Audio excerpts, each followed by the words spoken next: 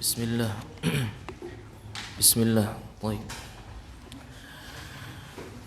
خلاص بسم الله الرحمن الرحيم الحمد لله رب العالمين وأصلي وأسلم على أشرف الأنبياء والمرسلين نبينا محمد وعلى آله وصحبه أجمعين ومن تبعهم بإحسان إلى يوم الدين أما بعد فحياكم الله بإخوة في الله جميعا وحييكم بتحية أهل الجنة تحياتهم فيها السلام فالسلام عليكم ورحمة الله وبركاته كيف حالكم؟ بخير؟ ما شاء الله ما شاء الله الحمد لله كما ترون أنا بخير كذلك فقبل أن نبدأ نسأل الله عز وجل أن يفقهنا في الدين وأن يعلمنا ما ينفعنا وأن ينفعنا بما علمنا إنه ولي ذلك والقادر عليه فقبل أن نواصل ما قد أخذنا ينبغي لنا أن نراجع ما قد مضى من درسنا فهمتم ولا ما فهمتم؟ فهمتم؟ كلكم عربي صح؟ كلكم متكلم باللغة العربية صح ولا لا؟ منكم من في الصف الأول في التخصص اللغة العربية صح ولا لا؟ ومنكم من في الصف الثاني ومنكم في الصف الثالث ومنكم تكملي صح ولا لا؟ صح أم لا؟ صح. إذن أنتم متكلم بالعربية المفروض ولكن الواقع هكذا ما في مشكلة. Sebelum Ana ingin mulai, Ana ingin mengerti antum dari mana aja, supaya apa sih? Kita bikin nisbat, antum bikin kabilah. Ana sering yang pernah ikut tahsin sama Ana, pasti Ana sudah kasih tahu, antum harus bikin kabilah. Memiliki marga itu bukan haknya orang Arab saja ya, tapi itu adat yang baik, yang bisa antum tiru, yang bisa ditiru. Bukan apa-apa ketika antum mendengar seseorang belakangnya ada nama Hamengkubuwono, kira-kira gimana? Apa yang pertama terbesit dalam diri antum? Sultan, bangsawan, ya enggak? Tapi bukan itu, hakikatnya bukan itu yang Anda maksud. Yang Anda maksud adalah ketika antum sudah berusaha menjadi orang yang saleh, kemudian antum sudah menebarkan banyak kebaikan, bukankah antum ingin anak-anak antum pun melakukan hal yang sama atau lebih, ya enggak? Atau paling tidak merasakan efek usaha antum sudah menjadi orang yang saleh dengan memberikan nisbat dalam keluarga kita gitu. Itu akan memberikan efek secara psikologis terhadap anak keturunan kita, bahwa kita ini keturunan orang saleh, kita ini keturunan seorang talibul ilmi, bahkan insyaallah dari antum insyaallah akan menjadi seorang ulama. Kita ini keturunan seorang ulama, kita ini keturunan seorang pendakwah. Itu secara psikologis akan mempengaruhi karakter anak-anak kita. Mau tidak mau mereka menanggung besarnya nama ayahnya, mau tidak mau. Oleh karena itu, ini merupakan suatu hal yang bisa, nah ini yang mengganggu konsentrasinya begini-begini ini. Baik, nanti saja. Insyaallah nanti antum menonton. Ada beberapa kabilah yang di Arab Saudi. Ana cerita di Arab Saudi ya. Itu ada beberapa kabilah yang menjadi favorit untuk dijadikan tentara nasional, negara Arab Saudi. Itu ada beberapa kabilah yang favorit. Selalu kalau ada tentara, paling kabilah itu selalu diutamakan. Karena kabilah itu terkenal kaku pertama. Iya, orangnya polos, orangnya tidak bisa diajak negosiasi. Kedua, jujur. Yang ketiga, sederhana. Ini karakter kabilah yang mereka dapatkan dari tarbiyah orang tua kakek-kakeknya. Jadi antum sudah capek-capek talabul ilmi, mengorbankan semua, harapannya itu menjadi jariyah yang karakternya antum teruskan ke anak-anak antum, seperti itu. Baik, kita akan berkenalan. Kita bikin nisbat. Ya, baik. Kita mulai dari sebelah kanan. Antum dari mana? Asalnya daerahnya apa? Majasem. Majasem. Ana mau bilang mujassimi khawatir. Nanti dikira Alhamdulillah, nanti dikira apa namanya? Tariqah akadiyah. Apa? Majasem. Sulit juga ya. La. Majasem. Coba antum urun coba apa coba? Majasem. Mijasmi mungkin me itu biasanya cenderung kasrah mijasmi atau seharusnya ndak harus dengan daerah antum boleh pakai apa saja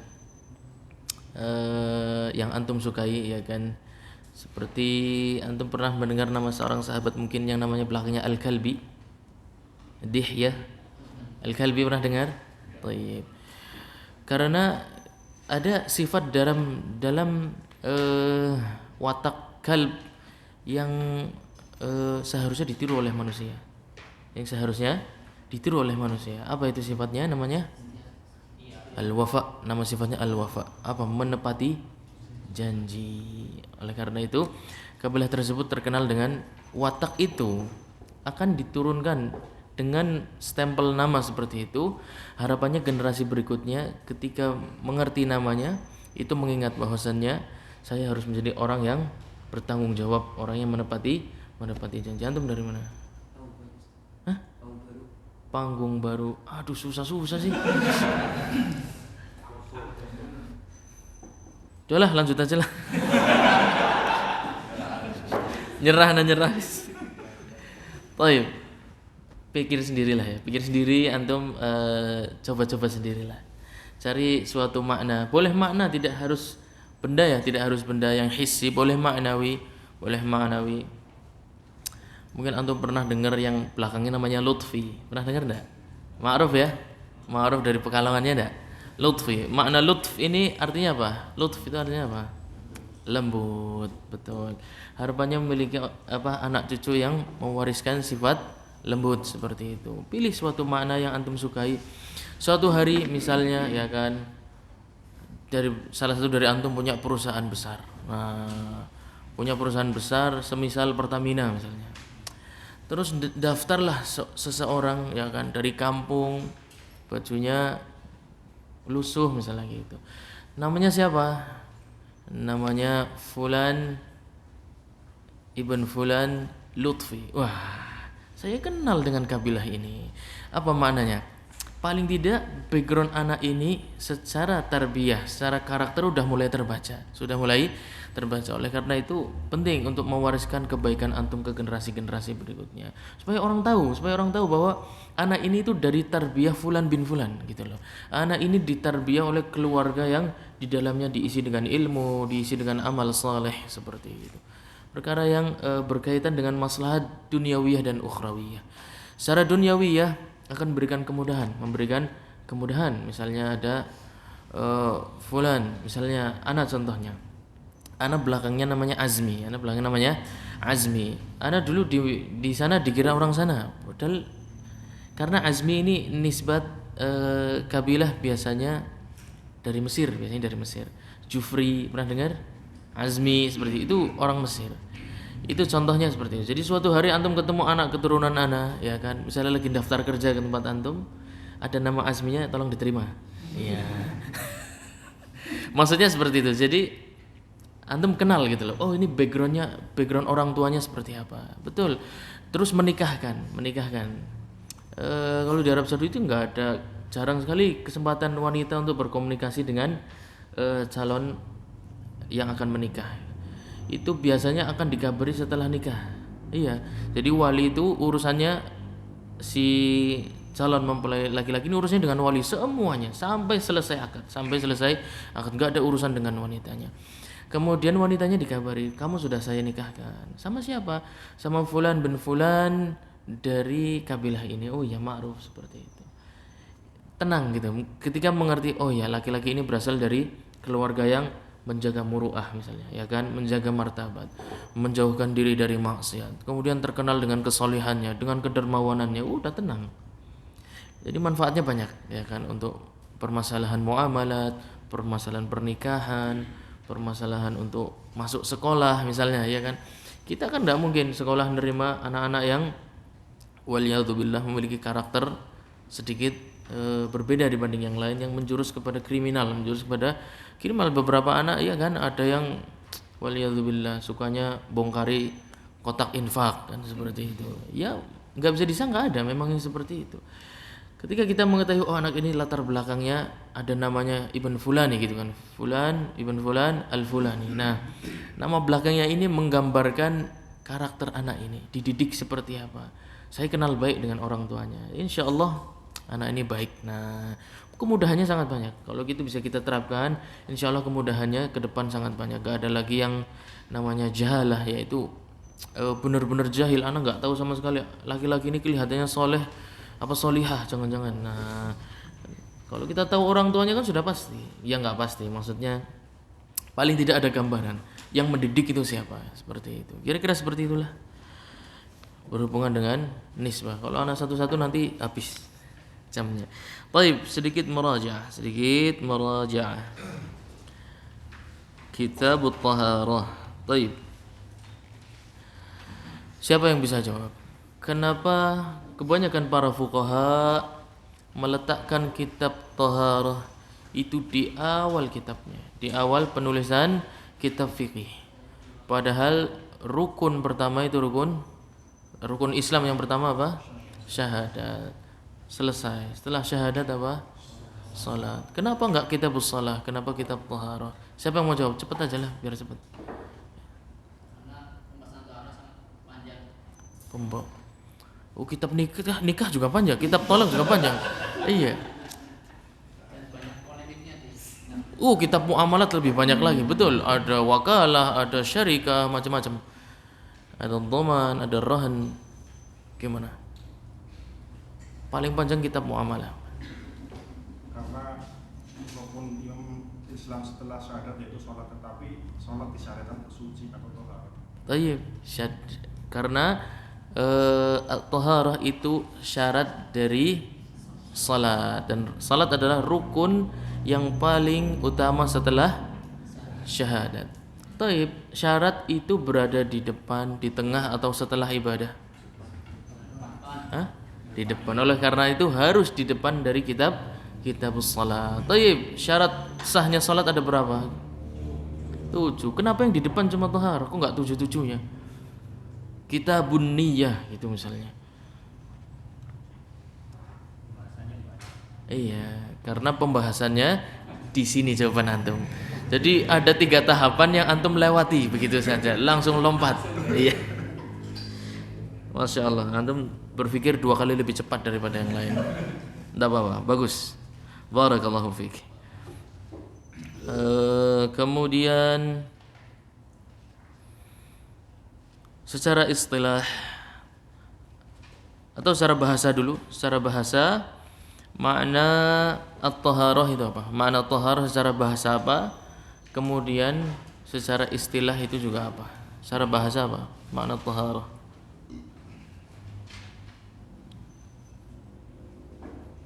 Siapa yang bisa jawab? Angkat tangan dulu biar resmi jawabannya.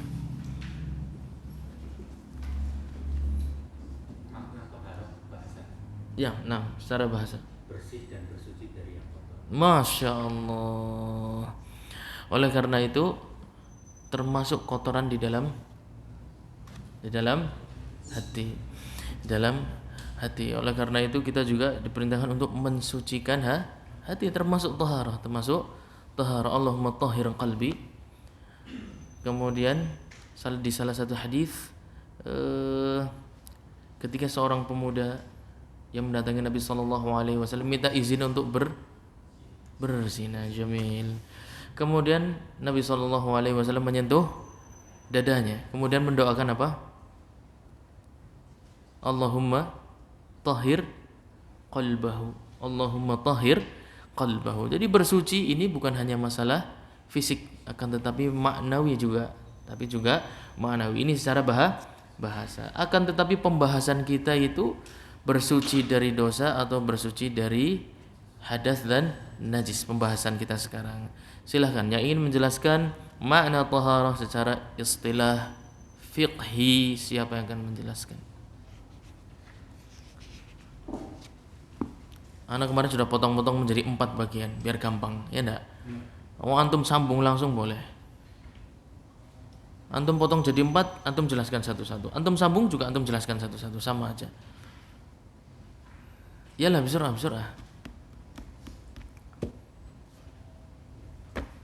Makna secara istilah Nah, fikih taharah itu yang pertama mengangkat terangkatnya hadas, kemudian yang kedua mengangkat hal yang seperti hadas, yang semisalnya tayyib, kemudian yang ketiga zawalul khabath atau hilangnya najis, yang keempat hilangnya hukum najis. atau hilangnya hukum najis. Ada 4 bagian. Makna hadas dan najis. Perbedaan hadas dan najis. Siapa yang mau jawab? Perbedaannya aja, sederhana aja, antum pakai bahasa sendiri enggak apa-apa. Kalau najis itu apa? Kalau hadas itu apa? Najis itu sesuatu yang nampak, sedangkan hadas yang disifati. Hadas yang disifati. Sifatnya Najis nampak. sesuatu yang nampak, benda itu misalnya. Oh, taib. Betul. Najis itu aini, sesuatu yang kasat mata, sedangkan hadas itu maknawi, sebuah sifat maknawi yang menempel pada diri seseorang, Pelengkapnya ya. Hadas itu sebuah makna atau hukum yang menempel dalam tubuh seseorang, menghalanginya dari sahnya ibadah salat dan ibadah yang disyaratkan di dalamnya untuk bersuci selain salat, seperti itu. Seperti yang mengatakan bahwasanya tawaf di Ka'bah itu disyaratkan untuk bersuci. Nah, itu khilaf dari para ulama.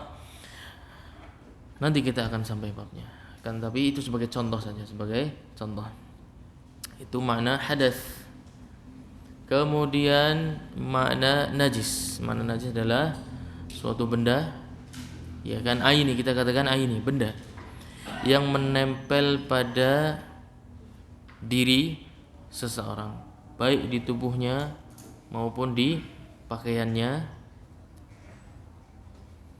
menghalangi dari sahnya ibadah salat atau selainnya yang disyaratkan di dalamnya untuk suci dari najis. Kira-kira seperti itu maknanya. Taib. Kemudian contoh semisal dengan makna terangkatnya hadas, itu contohnya apa? Contoh dinamakan toharah, tapi dia tidak mengangkat hadas. Sejatinya dia tidak mengangkat hadas, tapi mirip dengan perbuatan yang dihukumi dengan bahwa perbuatan tersebut mengangkat hadas. Contohnya apa kemarin? Contohnya tayamum juga. Kemudian istijmar itu hadas apa najis? Najis. Taib. Kemudian seseorang, antum kalau wudu, ya kan, madmadahnya berapa kali? Kumur-kumurnya berapa kali? 3 kali. Yang ngangkat hadas itu yang pertama, yang kedua, yang ketiga, apa enggak ada dari 3-tiganya? Apa 3-3 semuanya? Udah ijma, enggak ada yang bilang yang kedua. Taib, mengapa yang pertama saja? Jawab, angkat tangan. Mengapa kita katakan dari berkumur 3 kali yang mengangkat hadas itu yang pertama? Kenapa bisa begitu? Dan yang kedua dan ketiga itu tidak mengangkat hadas. Kenapa kita katakan seperti itu? Silakan angkat tangan yang mau jawab.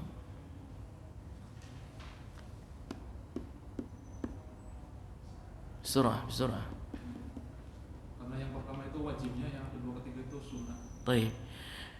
Karena mencuci atau membasuh tangan misalnya atau membasuh mulut ya, berkumur-kumur 2 atau 3 kali ini hukumnya sunnah. Ijma, enggak ada khilaf. Yang pertama itu yang menjadi rukun, itu yang hukumnya rukun yang pertama.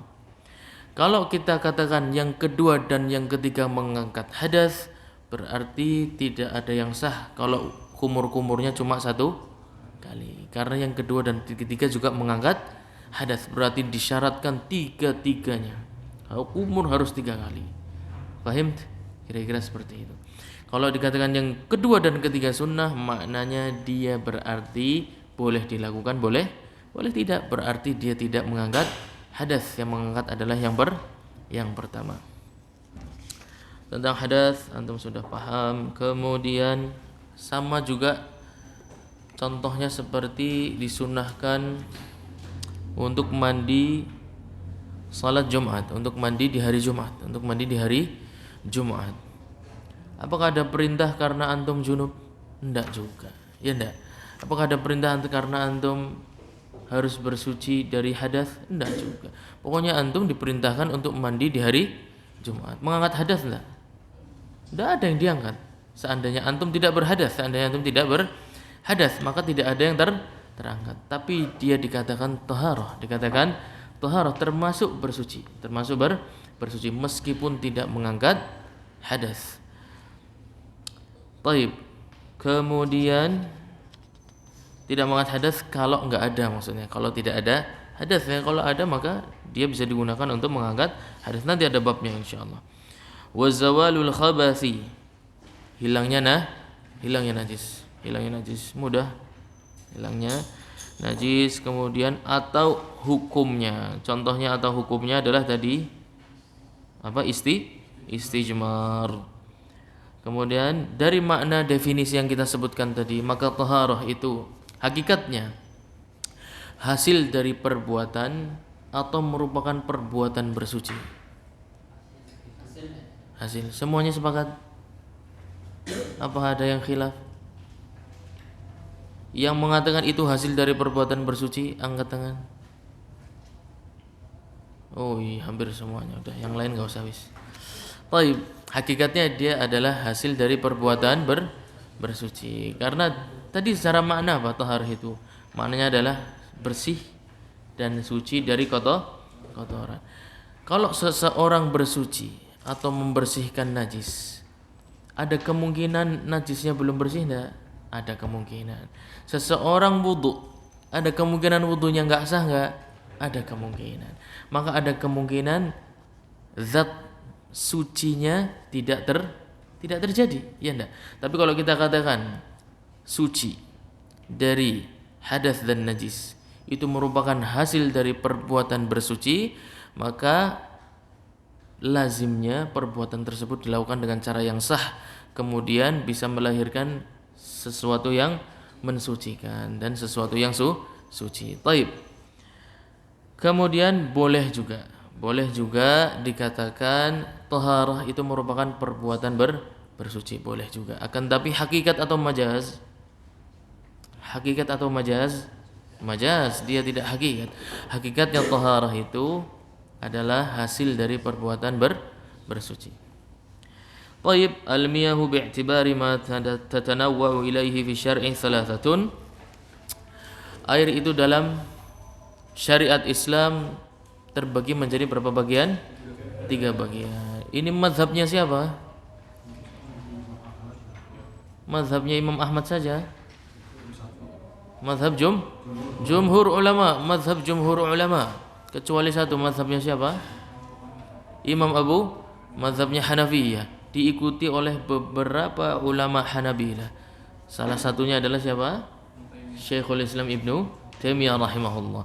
Jadi air terbagi menjadi 3 golongan, merupakan kesimpulan fikih dari jumhur ulama, ulama. Tapi kita dengarkan azan sebentar ya.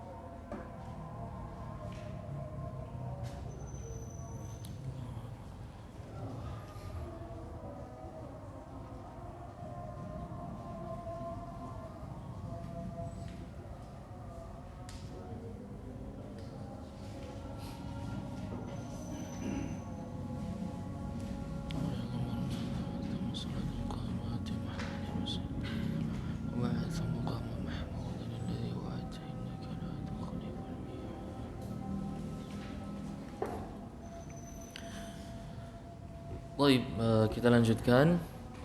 Kemudian kelompok air yang pertama adalah air yang dinamakan tahur, Yang kedua adalah tahir. Tahir apa tahir? Hah? Benar, matnya di mana? Matnya di akhir tahir apa tahir? Jamil. Yang ketiga najis.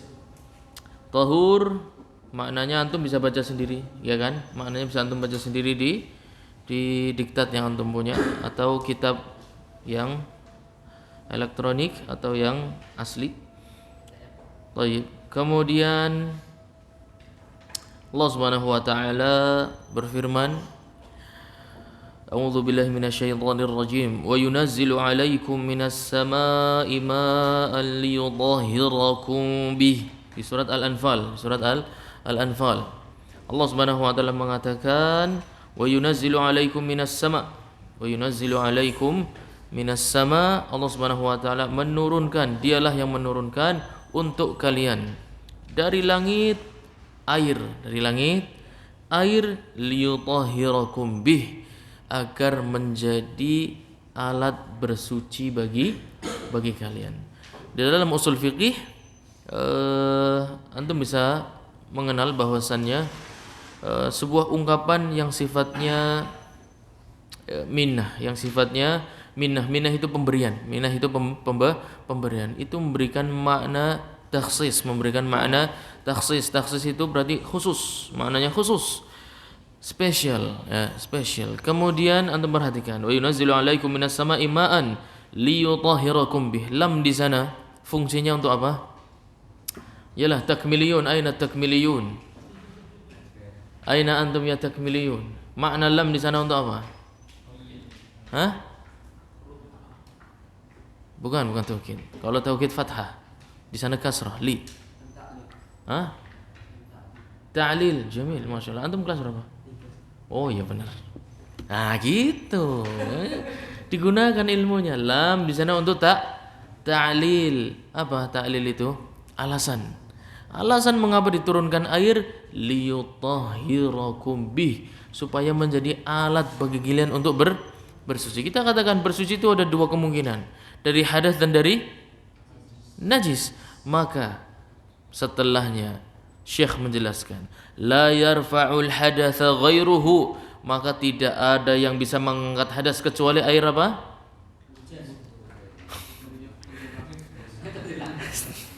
Air tahur. Yang pertama kita sudah. Nanti kalau cuma air hujan, air laut nggak bisa. Iya, ya kan. Jadi air tahur kelompok yang pertama, ya nah. Syekh setelah membawakan ayat langsung memberikan faidah dari ayat tersebut. Ya nah. Oleh karena itu, Anda harus mengerti bukan hanya dalilnya, tapi bagaimana menggunakan dalil tersebut dan apa yang dikandung dalam dalil tersebut. Ketika Allah Subhanahu wa taala membuat sighah, membuat ungkapan dalam bentuk taksis menunjukkan kekhususan. Ditambah di sana ada lam yang fungsinya sebagai ta'lil menunjukkan alasan kenapa air itu diturunkan. Mengapa air itu diturunkan? Untuk alat kalian bersuci, untuk mensucikan kalian. Kemudian kalau pemahamannya antum sudah paham, maka kita ambil kesimpulan fikihnya. La yarfa'ul hadatsa ghairuhu. Antum bisa baca sendiri. Ya enggak? Tidak akan bisa mengangkat hadas kecuali air yang tahur. Yang pada ngelambiar apa gimana? Kalem, gampang kok. Kecuali air yang tahur. Masih belum selesai. Wala yuzilun najasa tari'a ala mahallin tahirin ghairuhu, dan tidak ada yang bisa menghilangkan, maksudnya menghilangkan hukum najis, dari suatu benda yang suci yang terkena najis. Kita bukan berbicara tentang benda yang najis zatnya ya. Ya kan kita kan sudah bicara kemarin. Najis itu ada dua jenis, hukmiyah dan ainiyah. Ainiyah contohnya, iya ahsan. Hukmiyah contohnya, ya gampang lah, pakaian antum kena najis itu hukmiyah karena pakaian pada asalnya tahir bukan? Tahir kemudian ketempelan najisnya. Yang kita bicarakan adalah yang hukmiyah atau ainiyah? Yang hukmiyah. Kalau ainiyah antum gosok pakai air hujan sampai semalaman, ya itu nggak bisa suci. Wah memang zatnya najis. Sampai bulu anjingnya brodol juga nggak bisa. Tetap itu yang namanya ainiyah, nggak bisa hilang. Yang bisa dihilangkan yang hukmiyah, yang secara hukum dihukumi najis karena asalnya dia tahir. Ini pembicaraan kita. Benda yang seperti itu tidak bisa dihilangkan hukum najisnya sampai disucikan dengan air yang tahur. Jamil. Kok bisa? Berarti nggak bisa dihilangkan dengan air teh, nggak bisa dihilangkan dengan air kopi, nggak bisa dihilangkan dengan air sirup, air kolam. Nanti ada bahasanya, antum jangan buru-buru. Nanti air kolam, termasuk air kolam yang ada ikannya, ya. Nanti ada pembahasannya apa? Ikannya itu ada dua jenis. Antum yang naruh apa ada sendiri air ikannya? Nah, iya itu dua hukum yang berbeda. Kalau antum yang naruh kemudian berubah, maka nggak bisa untuk berwudu. Dia tidak bisa menjadi tahur dan sudah berubah menjadi tahur. Bau amisnya sudah kuat, ya kan? Antum punya kolam lele misalnya, ya enggak? Kan airnya sudah berubah tuh warnanya jadi bagus kan? Kehitam-hitaman. Nah, itu sudah enggak bisa. Itu sudah enggak. Berbeda ketika itu air sungai. Antum lihat lele lewat, lele beneran ya, bukan lele kuning ya. Lele beneran lewat, sama-sama ikan. Ya enggak? Tadi ikannya antum taruh sendiri, yang ini ikannya lewat sendiri. Yang lewat sendiri inilah dihukumi tahur meskipun airnya enggak mengalir. Kalau air mengalir itu bukan pembicaraan kita. Air mengalir itu najisnya jalan bersama air itu lewat, ya enggak? Yang najis ini cuma di sekitar kotoran itu air yang mengalir. Pembicaraan kita adalah air yang tidak mengalir. Air mengalir itu enggak ada masalah, najisnya lewat sendiri. Antum lihat di sini ada najisnya jalan, berarti di situ masih najis enggak? Ya sudah enggak ada. Jadi air mengalir itu enggak ada masalah. Antum ambil bagian yang bersih, selesai. Pembicaraan kita adalah air yang tidak mengalir. Baik, antum sudah paham. Kemudian dari makna sekian banyak, antum mengerti ada syariat tayamum, betul enggak? Syariat tayamum itu termasuk taharah enggak syariat tayamum itu? Angkat tangan yang mengatakan tayamum itu termasuk taharah, termasuk perbuatan bersuci. Angkat tangan, silakan. Cuma 2. Tayamum merupakan taharah. 3. Sekian banyak. dari 25 lebih. Yang mengatakan tayamum merupakan taharah cuma 3 orang. Berarti yang lain mengatakan tayamum bukan taharah. Terus apa? Hanya perbuatan iseng saja? Gimana? Antum tadi kan sudah anak ambil di penjelasan. Apa makna taharah secara istilah? Silahkan diulangi lagi. Hah? Ya Allah, cepat ya enggak? Antum dipakai terus. Para ulama selalu meletakkan definisi itu di depan. Itu bukan hiasan. Definisi itu patokan antum bangun semua masalah nanti. Jadi kan sudah dikasih tahu dari awal, ya enggak? Mengangkat hadas atau yang semisal dengan anak tanya contohnya apa? Antum yang jawab malah tayamum. Loh sekarang anak tanya itu taharah bukan, antum bingung lagi. Jelas itu taharah, antum jawab sendiri. Itu jawab sendiri. Jelas tayamum itu merupakan taharah. Bedanya. Nah, di sini baru bedanya. Apakah tayamum itu memberikan hukum seseorang menjadi suci?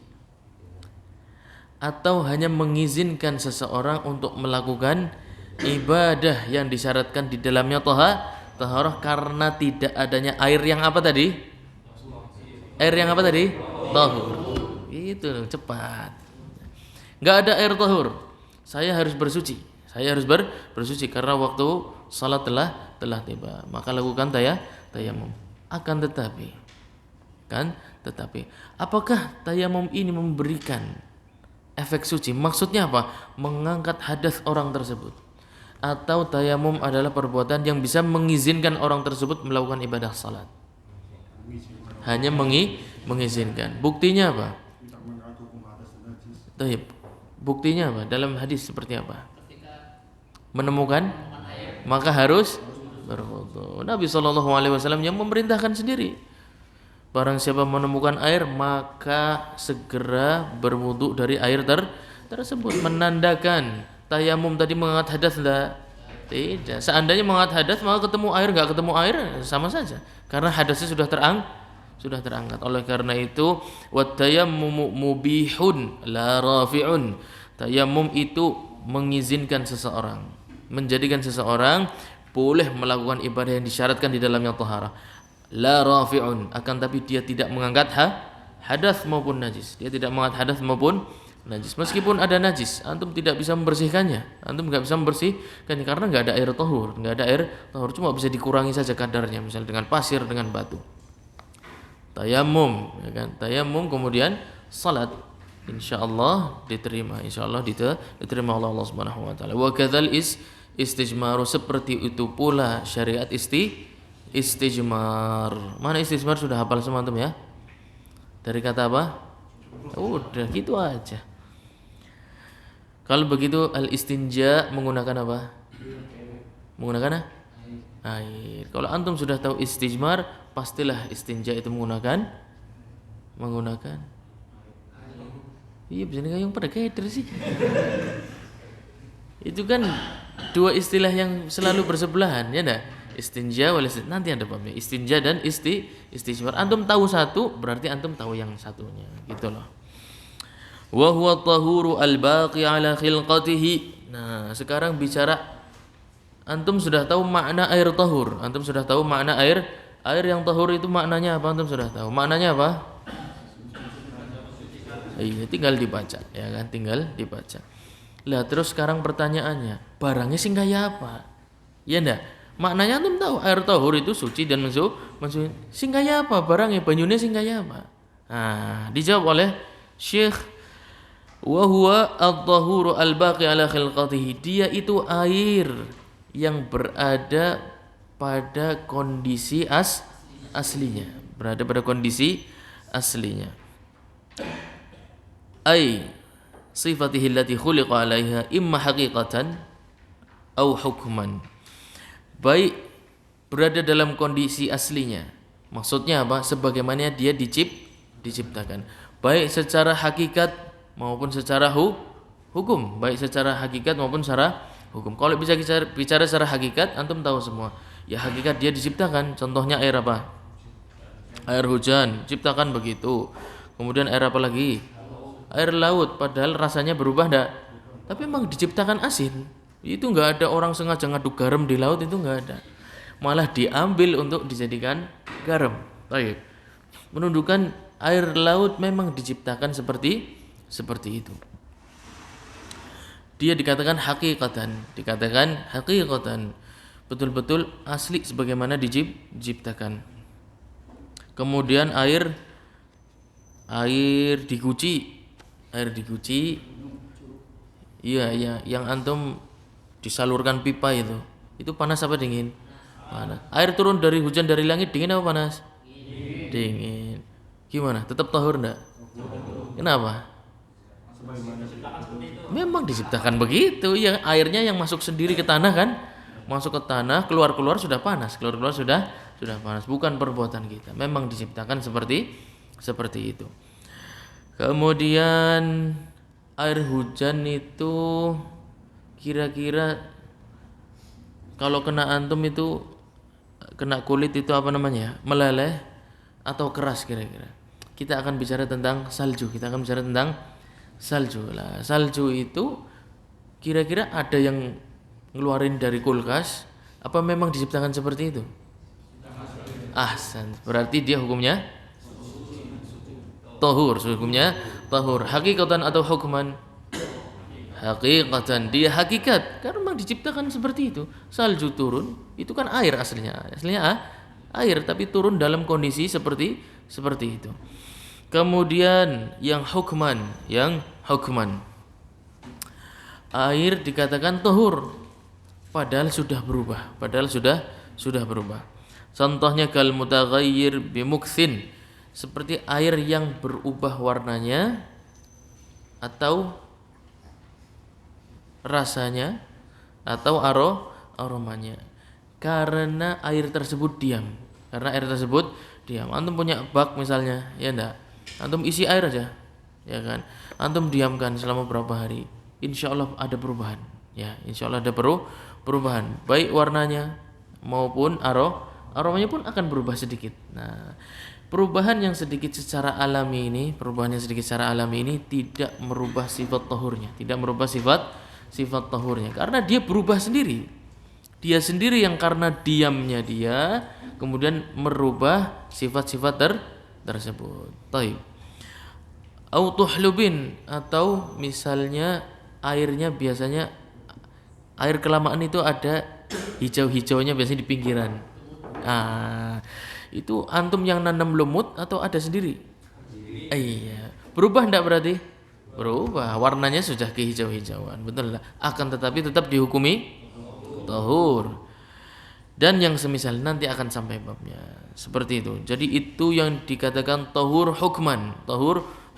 Dia berubah, betul. Berubah.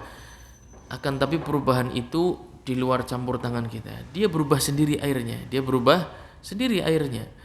Dan tetap dikatakan tahur secara hukum dihukumi tahur. Hakikatnya sudah berubah. Hakikatnya berubah, tapi tetap kita hukumi tahur. Nanti tafsilnya kita akan masuk. Sekarang Syekh akan menyampaikan air-air yang tahur akan tapi makruh. Antum sudah tahu air yang tahur tadi, ya enggak? Air tahur antum sudah tahu barang-barangnya, ya kan? Sekarang kita akan bicara tentang tahur tapi makruh. Seandainya tidak ada air yang lain, maka terpaksa digunakan. Akan tapi kalau ada air yang lain, maka tidak boleh digunakan. Fa in taghayyara bi ghairi mumazijin, kalau air ini berubah dari 3 sifatnya,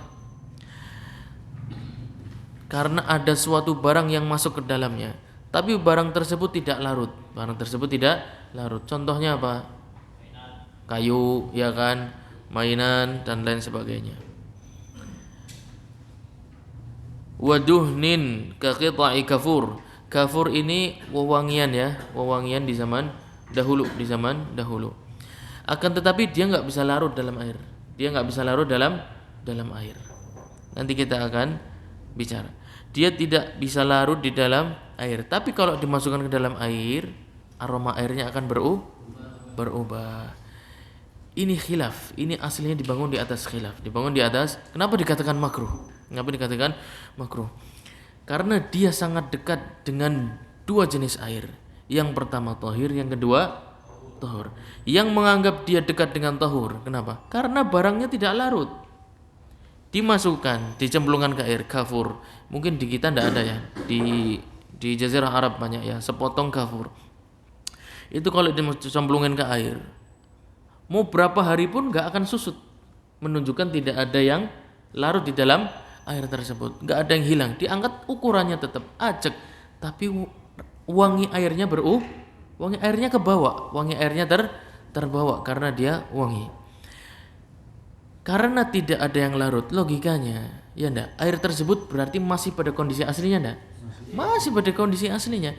Dari sisi itulah ini sangat mirip dengan air tahur, sangat mirip dengan air tahur. Yang ulama satu melihat, ya jelas wanginya, aromanya sudah berubah. Ini sudah bukan tahur lagi, ini tergolong air tahur. Ada khilaf ini, ada khilaf yang sama-sama kuat, khilafnya sama-sama kuat. Dalilnya masing-masing punya. Wal khuruju minal khilafi mustahab, dan disunnahkan untuk keluar dari khilaf. Apa maknanya keluar dari khilaf? Sekarang seandainya ada air lain selain air ini, bukankah kita sepakat itu lebih utama daripada air ini untuk kita gunakan? Ya enggak? Maka kita sudah keluar dari khilaf. Maka tidak bisa dihukumi tahur mutlak, dan enggak bisa dihukumi tahir juga mutlak. Akan tetapi berada di tengah-tengah. Dia tahur tapi makruh. Tahur tapi makruh. Makna makruh, seandainya ada yang lain yang lebih layak untuk digunakan bersuci, maka tidak boleh digunakan karena dekat sifatnya dengan yang tahir.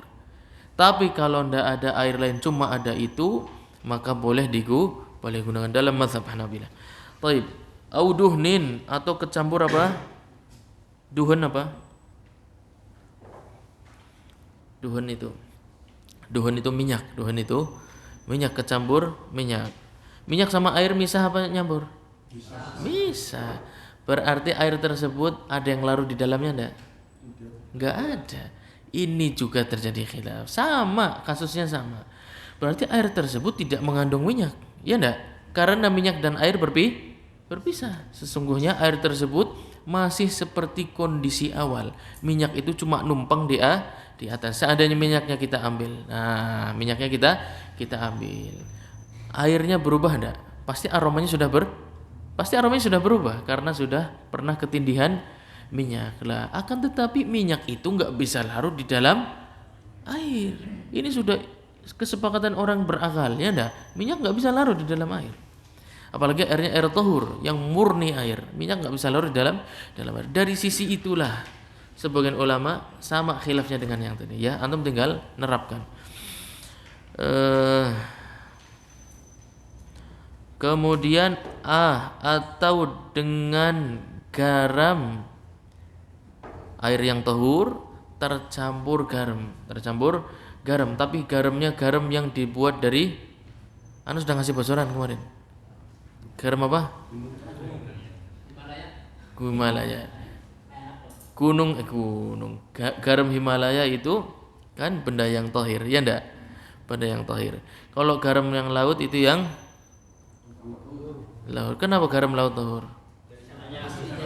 Iya, karena dari aslinya memang begitu. Karena aslinya memang begitu, berasal dari air laut, yang mana air laut adalah tahur.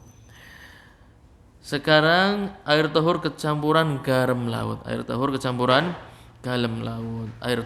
dalam mazhab Hanabilah, kalau kecampuran garam laut dalam kadar yang merubah sifatnya, kalau campuranmu ya sabutir garam, sabutir cilik nemen ya, atau 2 ya saibrit lah pokoknya ya.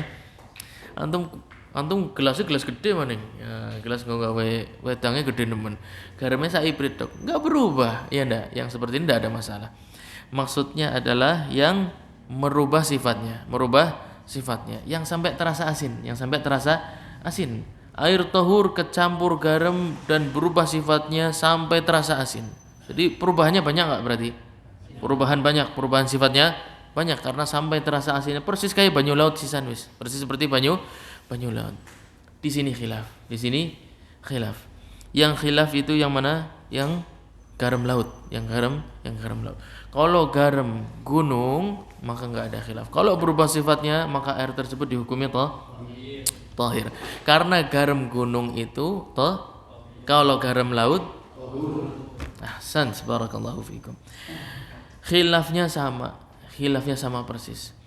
Yang mengatakan tahur karena airnya tahur, garamnya dari laut juga tahur, ketemu tahur tahuran, ya enggak? Tahuran, atau kalau mansub tahuraini, ya enggak? Iya. Kalau majrur tahuraini sama. Masya Allah. Antum harus meniru yang seperti inilah. Masya Allah. Barakallahu fiik. Kemudian juga air tahur makruh lagi. Digodok atau dimasak ya, airnya dimasak, air tahur dimasak, tapi bahan yang buat masak ini dari najis. Bahan yang buat masak ini dari najis. Misalnya apa? Bahan buat masak dari najis. Misalnya iya bolehlah kulit babi lah, ya pakai kulit babi. Antum lagi piknik sih. Misalnya di mana kemarin kita piknik? Permadi. Ya, antum berburu dulu nih, ya kan dapatnya babi, udah buat apa? Buat bahan bakar ya enggak? Buat bakar-bakaran, tapi bukan dimakan, maksudnya memang buat bakar yang lain. Nah, taruh di atasnya sepanci air tahur, air tahur. Nah, disitulah tempatnya khilaf. Sama persis. Yang mengatakan dia nggak bisa digunakan, kenapa? Karena bahan bakarnya najis. Bisa jadi najisnya itu nyerap meresep. Nah, yang mengatakan tahur, ya nggak mungkin meresep, dia bahan bakar, ya enggak? Api nggak mungkin nembus sampai ke sana. Cuma efeknya menjadi panas. Kita sudah bicara. Air tahur berubah menjadi panas, berubah menjadi tahir apa tetap tahur? Tetap tahur. Kita kan sudah bicara di awal, ya enggak? Kita sudah bicara di awal. Berubah menjadi dingin, berubah menjadi panas, itu tidak menyebabkan air tahur berubah menjadi tahir. Dia tetap dalam kondisi tahur. Sekarang kalau yang buat manasin adalah benda yang najis, disitulah khilaf. Karena kuatnya khilaf, maka sebaiknya kita keluar dari khilaf. Maka dihukumi makruh. Tahur tapi makruh. Dia tahur, akan tapi kalau ada yang lain kita sepakat, maka kita bareng-bareng menggunakan yang lain. Akan tapi kalau enggak ada yang lain, cuma ada air ini, lah disitulah tempatnya khilaf. Oleh karena itu dalam mazhab Hanabilah dihukumi makruh. Thayyib. Wa kadza ma sukhina bimaghsubin. Thayyib. Sama seperti dipanaskan dengan sesuatu yang najis adalah dipanaskan dengan sesuatu hasil nyolong. Nah, hasil nyolong. Antum lagi piknik, masuk ke kebun orang, ke kayonge ya bodine wis gede lah, watange kena nggak opong-opongan, sisa nyolong bodin, nyolong watange sisa. Nah, bukan antum ya, ini bukan antum, fulan bin fulan. Nah, kemudian manaskan air menggunakan kayu-kayu dari nyolong tadi. Yang seperti ini sama khilafnya seperti tadi.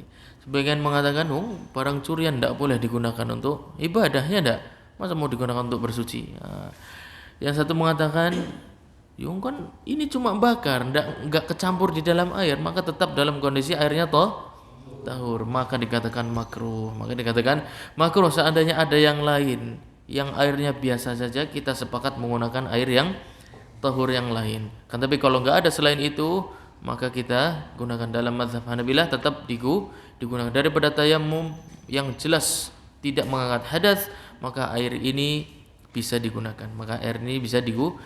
Dan tidak boleh berpindah ke tayammum dengan adanya tahur yang makruh.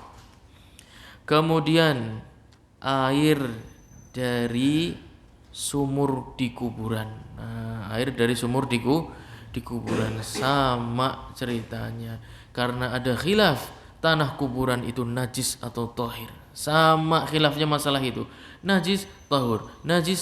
Lah air sumur itu sumbernya dari tanah bukan? Hah? Air sumur itu keluarnya dari tanah bukan?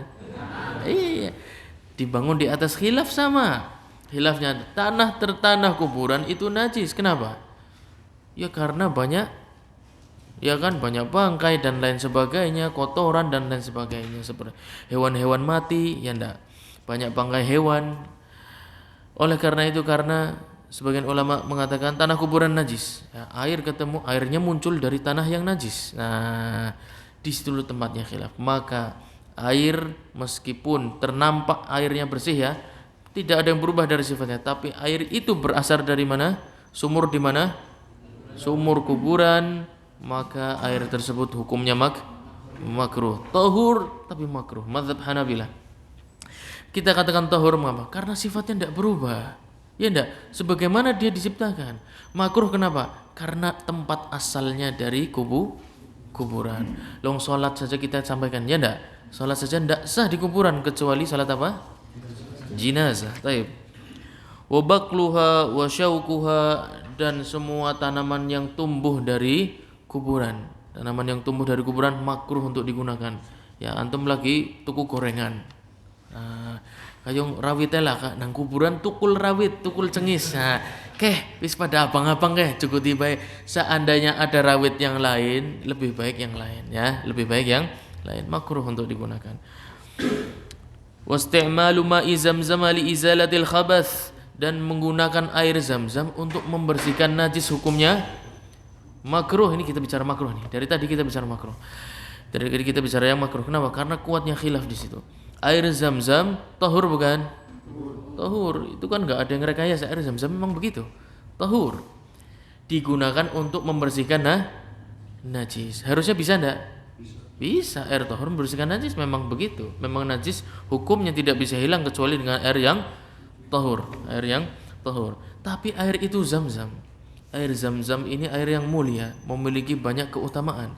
Sedangkan najis ini sesuatu yang hina, sesuatu yang rendah. Masa yang mulia untuk gunakan air yang lain lah. Gunakan air yang lain. Kalau ada, bicaranya kan kalau oleh karena itu dihukumi makruh. Kalau ada air zam-zam lebih baik diminum daripada buat bersihin najis sama antum. Karena antum kebanyakan air zam-zam.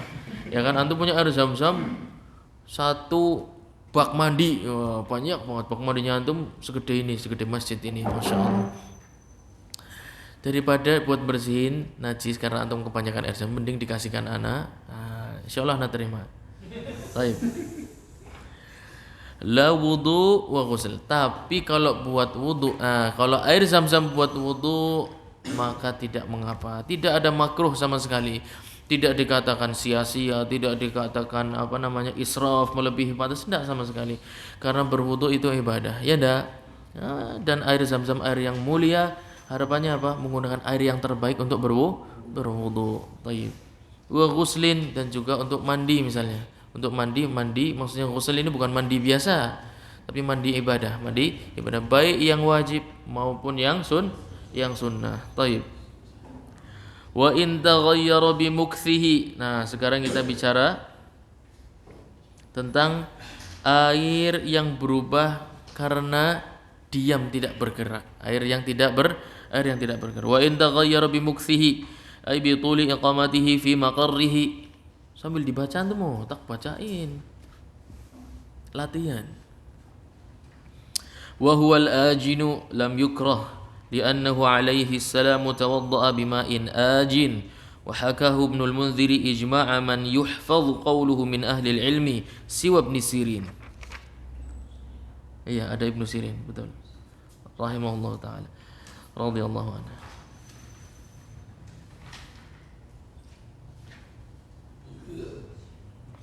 Sekarang kita bicara air yang berubah sifatnya, tapi tidak makruh. Kalau tadi kita bicara yang makruh. Padahal beberapa yang kita sebutkan dari yang makruh tadi tidak berubah sifatnya. Ya tidak berubah sifatnya, akan tapi dihukumi makruh. Contohnya air apa tadi?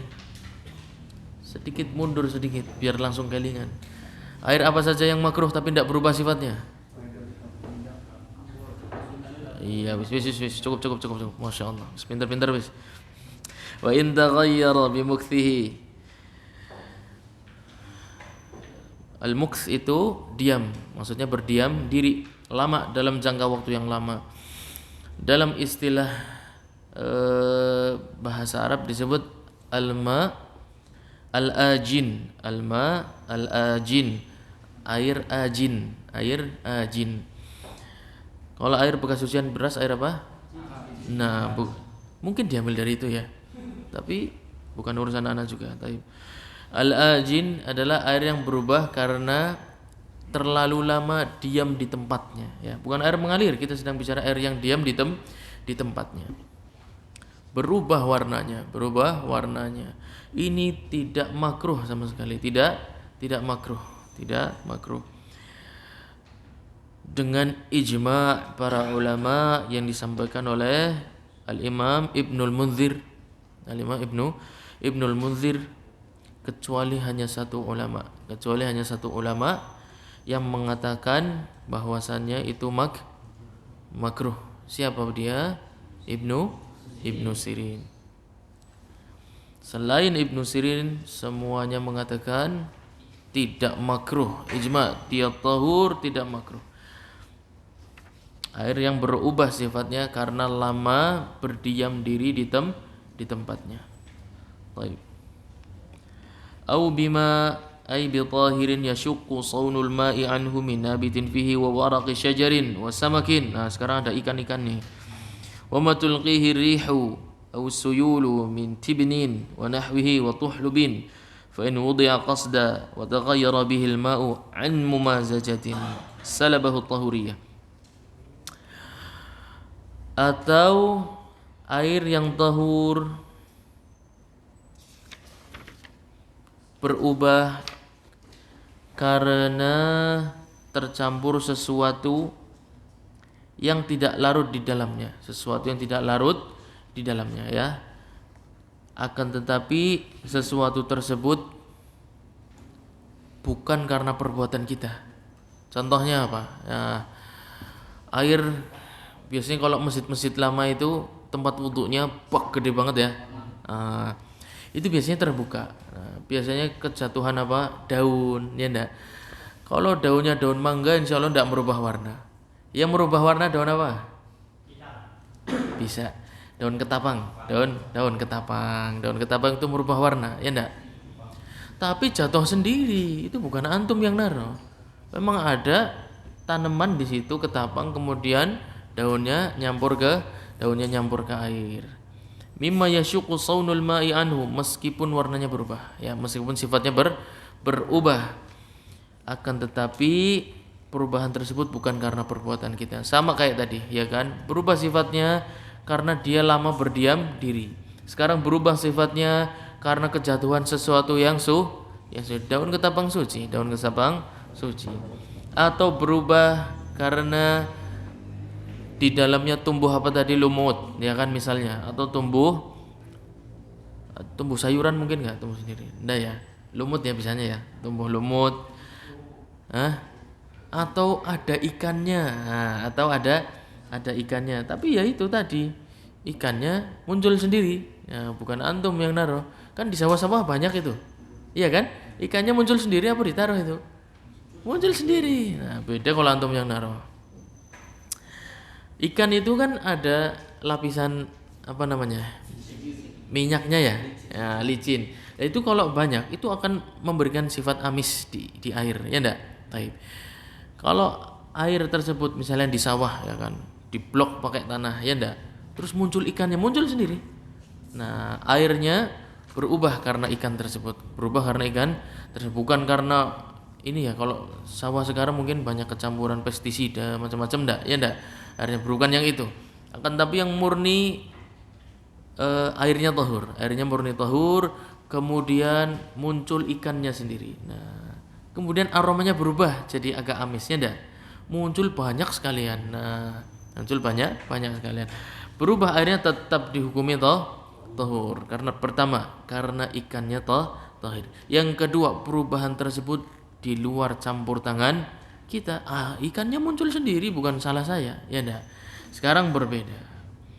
Fa in wudi'a qasda. Nah, semua tadi kalau ditaruh secara sengaja, secara sengaja. Air yang kecampuran daun ketapang. Antum yang naruh daun ketapang ya sengaja dipotek, dicemplung nang kono. Ben wong ora wudu nang kono. Ngerjani nyong ora seneng keh karo kiyaine tak daun ketapang kayak gue. Semacam itu. Nah, kalau yang ditaruh dengan sengaja maka dihukumi airnya sudah berubah menjadi thahir karena daun ketapang bisa merubah salah satu sifat air yaitu merubah warnanya. Atau ikan. Nah, ikannya antum beli di pasar, ya kan? Kemudian sengaja dicemplungin di situ, dicemplungin di kolam. Nah, kolam ikan contohnya, antum punya kolam aku ikan tahur, kemudian beli ikan di airnya tahur, beli ikan di pasar, cemplungin di situ biar pada main. Nah, ikannya pada main. Lah itu akan merubah sifat air, merubah sifat air yang tadinya aromanya tidak ada menjadi sedikit amis. Yang seperti ini bisa merubah sifatnya menjadi thahir, yang jadi tahur menjadi thahir. Thayyib. Wa taghayyara bihil ma'u an mumazajatin salabahu tahuriyah. Thayyib. Ditaruh dengan sengaja. Kemudian terjadi percampuran di dalam air, maka sifat tahuriyahnya akan hilang.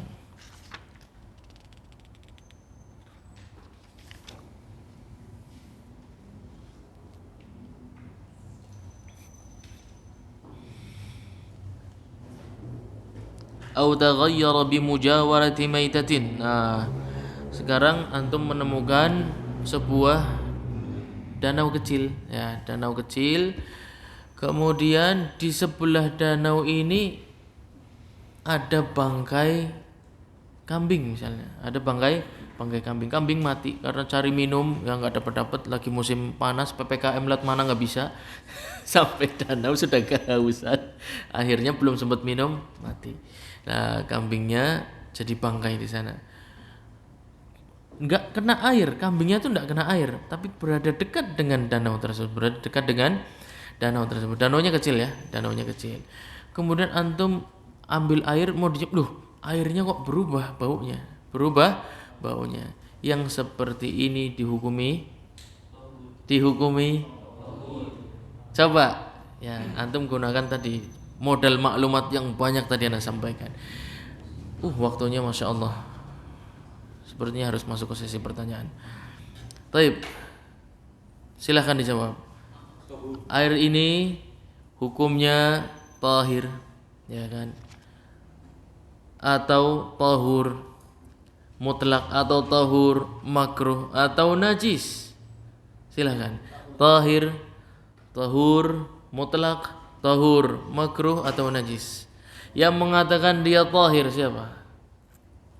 Enggak ada. Yang mengatakan dia tahur mutlak 1, 2, 3, banyak. Yang mengatakan dia tahur makruh 1, Masya Allah.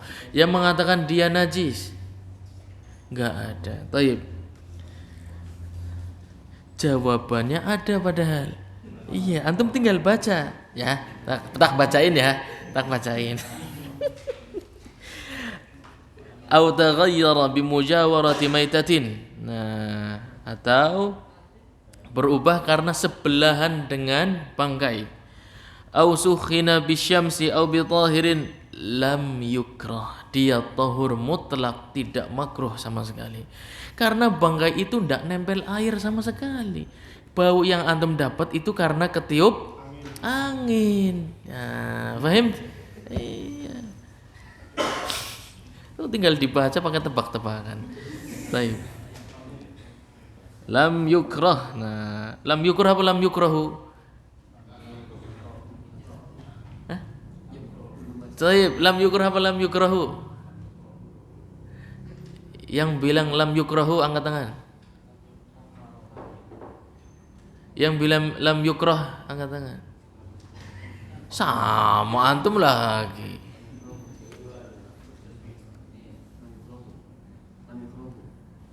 Loh, Anda tanya malah antum tanya. Hah? Lam yukrah atau lam yukrahu? Taib. Lam di sana jazim. Lam di sana jazim. Taib. Tambah sedikit aja, tambah sedikit. Au sukhina bisyamsi, atau air tersebut dipanaskan. Nah, air tersebut dipanaskan. Kita sudah bicara, air berubah jadi panas, jadi dingin, tidak merubah tahuriyahnya, Akan tetapi dipanaskan dengan matahari, Ada beberapa hadis Ummul Mukminin Aisyah radhiyallahu anha beberapa kali memanaskan air dengan sengaja dengan matahari. Au bi tahirin mubahin lam yashtad harruhu wa lam yashtad harruhu lam yukrah.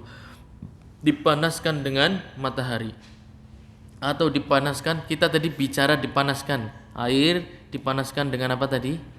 Awal-awal yang tahur makruh dengan najis. Sekarang dipanaskan dengan yang tahir, ya kan? Kayu bakar, panaskan dengan LPG, ya, dipanaskan dengan sesuatu yang tahir,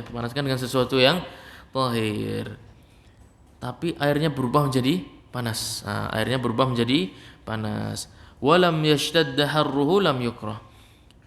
Kalau mau digunakan untuk bersuci, air tersebut panasnya kebangetan, ya kan? Kalau antum pegang itu sangat panas, maka dihukumi makruh.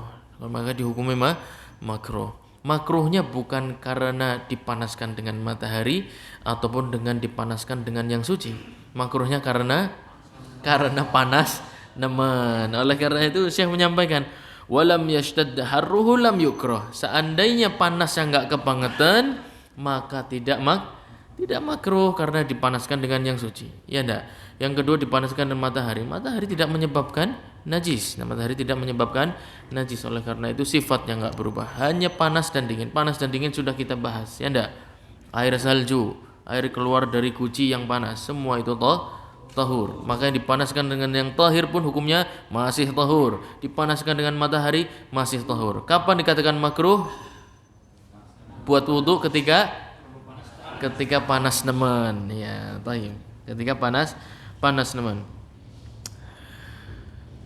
Di sini ada khilaf di kalangan para ulama, mengapa air panas dikatakan makruh untuk berwudu? Lianna sahabata dakhulul hammama wa rakhasu fihi. Yang menganggap, jadi khilaf ini dari zaman para sahabat. Khilaf ini terjadi di zaman para sahabat. Para sahabat, beberapa dari mereka makruh untuk berwudu di hammam. Sebagian mengatakan tidak makruh untuk berwudu di hammam. Nah, terus antum kalau mau langsung, saya mazhabnya langsung dengan sahabat, enggak usah Ahmad-Ahmadan, Syafi'ian, langsung sahabat. Antum mutuskannya gimana, ana mau tanya? Ya, sebagian sahabat mengatakan makruh berwudu di hammam. Hammam itu apa? Pemandian air panas. Sebagian mengatakan tidak makruh untuk berwudu di hammam. Taib, antum mutuskannya gimana, ana mau tanya? Susah kan? Antum harus kembali ke ulama setelah mereka. Akan menjelaskan apa alasan dia mengatakan makruh dan apa alasan dia mengatakan tidak makruh. Taib. Wa man karihal hammama. Nah, barang siapa yang mengatakan makruh dari golongan para sahabat untuk berwudu di hammam, fa'illatul karahati khaufu musyahadatil aurah. Kita sudah pernah bahas di kitab As-Salah di bab Satrul Aurah, bahwasanya makruh untuk masuk ke dalam hammam, Ya, anda sudah bahas belum? Iya. Makruh untuk masuk ke dalam hammam. Setelah dicek, menurut para ulama bahwasannya makruh untuk berwudu di hammam itu bukan karena zat wudunya, tapi masuk ke dalam hammam. Karena di hammam itu orang pada mandi, menunjukkan bahwa auratnya ada kemungkinan tersingkap enggak? Ada kemungkinan antara yang satu dengan yang lain melihat aurat. Dari yang seperti itu mengatakan makruh untuk berwudu di hammam. Karena antum mungkin enggak berwudu di hammam tapi tanpa masuk ke hammam, mungkin enggak? Kan enggak mungkin. Ini bukan hammam yang dia ada di sini ya. Bukan hammam yang kita maksud ya. Hammamnya adalah pemandian air panas. Maksudnya apa? Pemandian umum. Tapi yang ghalib dahulu itu hammam air panas. Dahulu itu yang umum, pemandian umum dulu itu air panas. Kalau pemandian air nggak panas di rumah masing-masing aja. Iya. Pati-pati umum karena tidak ada di rumah masing-masing, harus menggunakan air panas.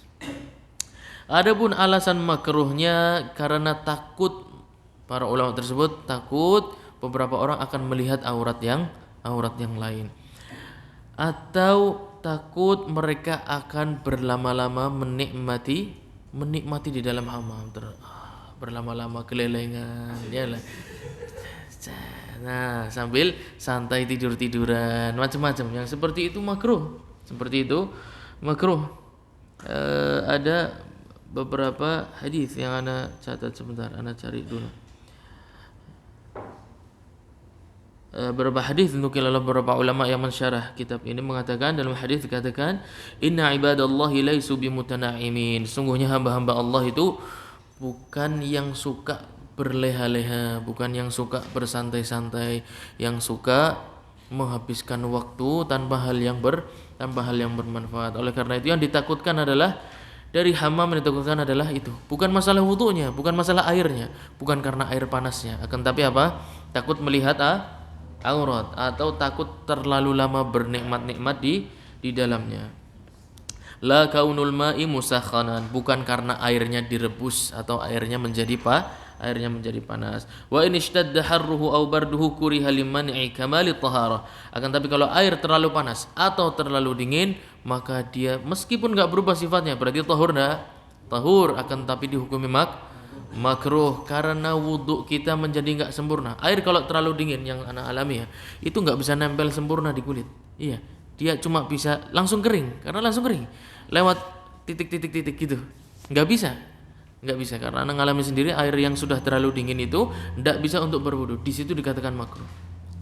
Jadi makruhnya bukan karena zat airnya, tapi sulit untuk berwudu. Antum kalau menggunakan air yang terlalu panas coba wudu, baru pegang aja langsung susah. Akhirnya tidak sempurna wudunya, tidak sempurna. Oleh karena itu makruh. Kalau ada yang lain gunakan air yang umum saja ya enggak.